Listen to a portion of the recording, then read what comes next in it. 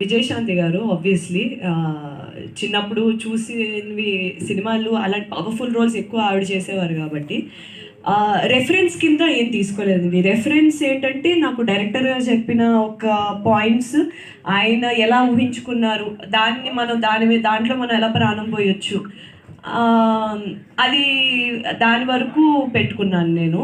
ఇంకా మరీ దూరంగా వెళ్ళకుండా, సో దట్ కథలోనే మనం ఉండొచ్చు అని. Thank you. డైరెక్టర్ ప్రకాష్ గారు. Hi sir, congrats. ట్రైలర్ చాలా బాగుంది.